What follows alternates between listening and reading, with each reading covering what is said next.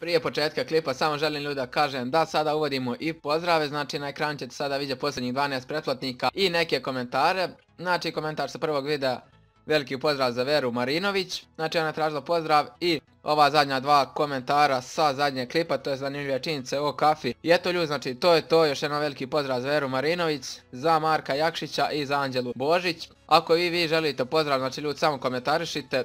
Subscribeujte se na kanal, uključite zvonce i samo komentare napišite jesam ili uradio sam ili komentarišite nešto, uglavnom potrudit ću se da ovo bude dosta kvalitetnije. Sada da puno ne dužim, idemo u klip, uživajte.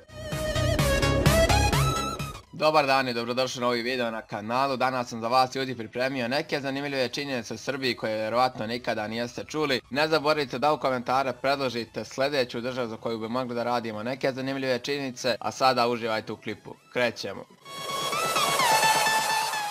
Između 3. i 4. vijeka 18 rimskih imperatora rodilo se na teritoriji današnje Srbije. To je petina svih rimskih vladara.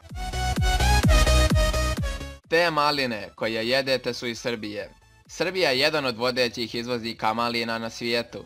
Šta više, prema podacima iz 2012. gotovo 95% malina na svjetskom tržištu dolazi iz Srbije. U Srbiji postoji selo koje je napravljeno od kamena. Kameno selo Gostuša, koje se nalazi na padinama Stare planine. Najneobičnije je selo u Srbiji.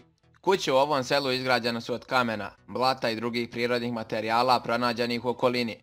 Također, nevjerovatno da ih zub vremena nije pobjedio. U Srbiji postoji rijeka koju zovu Godina, ali zapravo, njeno pravo ime nije Godina već Vrelo, a taj nadimak je dobila zbog svoje jedinstvene dužine. Vjerovali ili ne, ova rijeka je dugačka tačno 365 metara. Prijestolnica Srbije, Beograd, je jedan od najvećih gradova jugoistočne Evrope. Također, prestižni turistički portal Lonely Planet je proglasio Beograd za grad sa najboljim noćnim životom na svijetu. Čak 13 Srba aktivno je radilo na Apollo programu američke svemirske agencije NASA. U osnivanju iste učestvovao i srpski naučnik i pronalazač Mihajlo Pupin. Film Karađorđe snimljen je 1911. godine u režiji Čiča Ilije Stanojevića i smatra se najstarijim igranim filmom u Srbiji i na Balkanu. U holu Crvenog krsta u Ženevi nalazi se tabla na kojoj je ispisano sljedeće: budi tako human kao što je bila Srbija 1885. godine. Naime, tada je Srbija pomogla Bugarskoj, iako su te dvije zemlje bile u ratu. Jedan od najstarijih srpskih fudbalskih klubova je fudbalski klub Javor iz Ivanjice. Osnovan je 1912. godine od strane omladinaca, a nazvan je po bližnjoj planini.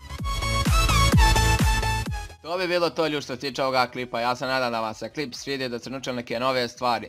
U komentarima pišite teme za sljedeći video, ne zaboravite da ostavite like, da se pretplatite na kanal, da pritisnete ono zvonce pored dugmeta subscribe, jednostavno da budete obavješteni kada izađe novi video. To je to, uživajte u ostatku dana i pozdrav!